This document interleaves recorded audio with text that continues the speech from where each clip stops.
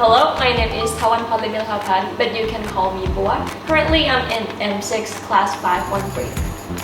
Hi, my name is Nene Jitanantilowathanaprapha. I'm also in class 513, Matthew 6. My name is Jit Yet. People call me Jade. I'm in Matthew 5, class 350. Well, I was from Assumption College, Thonburi. My previous school was La Proud Bilingual School.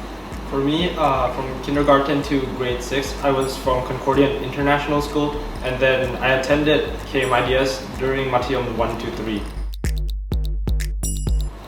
It is bilingual. As the name suggests, my school was also bilingual. Both of mine are international.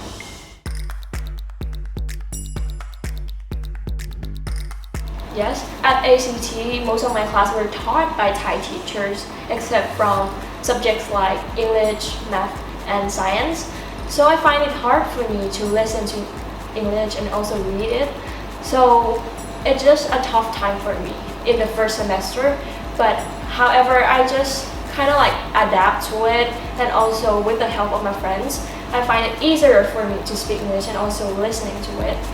So because my previous school was a bilingual school, I had Thai as my first language and English as my second.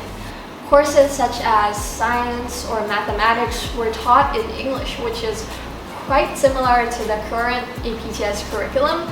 So personally, I feel like my adjustment period wasn't that difficult, it was rather smooth. What about you, Jay? For me, the international schools that I was in had almost all subjects covered by native English speakers, so communication wasn't a problem at all. But then the ones that were troublesome were the core subjects. So I just had to get more lessons, such as using the app called At Home. These were really helpful, so yeah.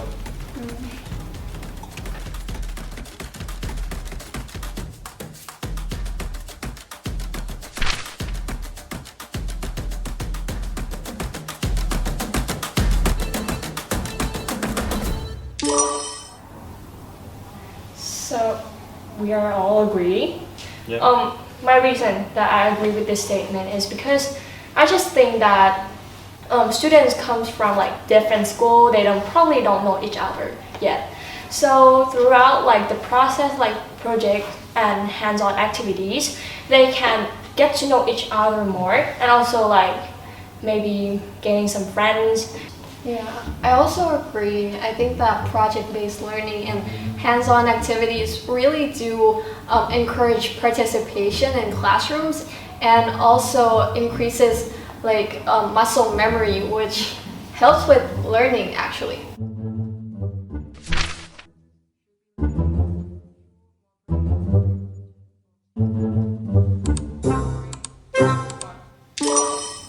Again. I agree. So for me, I think that it's really good to have limited students so that teachers can focus on each individual and care more.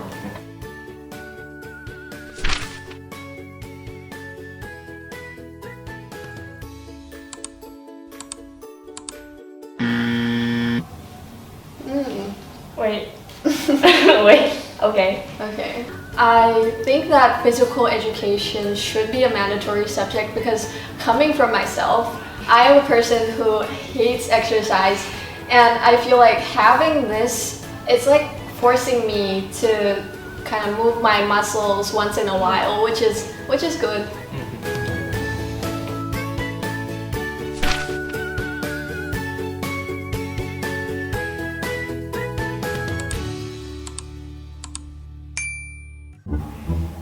Okay, you guys can go first.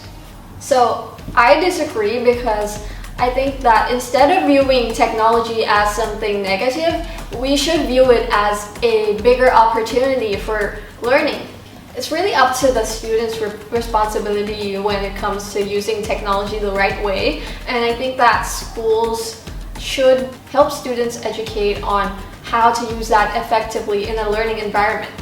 Yeah, the reason that I agree with this prompt because, well, all students know, right? Like technology distraction is real. Because sometimes we just spend time with our device and the temptation is real. So then we just can't resist it. We need to like playing some, YouTube, Instagram. So yeah, it is a real distraction.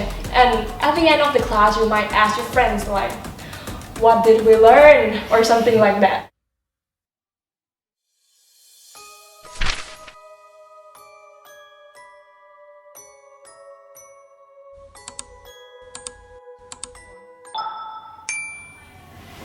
Yeah, I'm the only one agreeing. So the reason for this is that for getting into universities for math science students, you don't really use these subjects. So yeah, as I said before, we should focus more on the core subjects.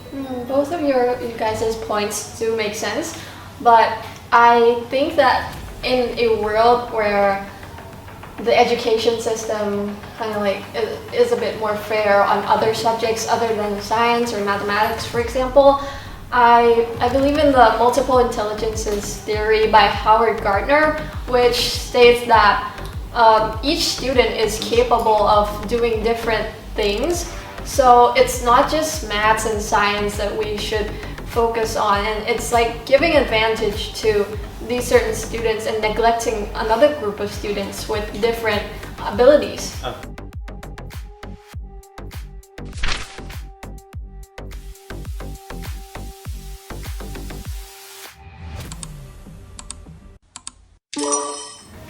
Well, we are all agreed. Yeah.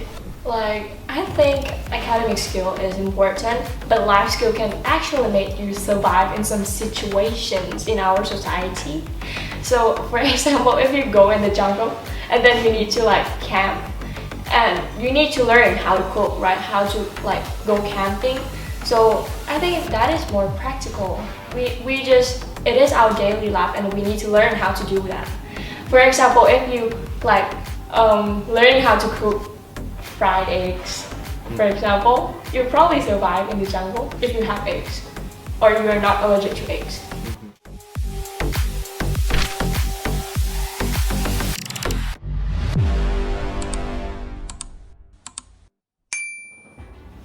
Yeah. So I agree, because probably every teacher, including myself, who is not a teacher, thinks that homework is an essential part in the teaching process and learning process, because you need to practice, right, so you get it right. And then, but since everyone thinking that, so every teacher probably will assign either like Kahoots, quizzes, or a puzzle, which is fun, but when you're doing it too much, you probably get tired of it. And you don't even have time to do other things if you do like your homework all. So probably need to reconsider the amount of homework that you're doing. Sure. Yeah, so Ajarn, please reconsider the amount of homework that you're giving us. So that's the end of it. Thank you for sticking around, and we hope this video is helpful to future EPTS students. Don't forget to subscribe, like, and share this video to other people. And we hope we didn't scare you. Welcome to EPTS!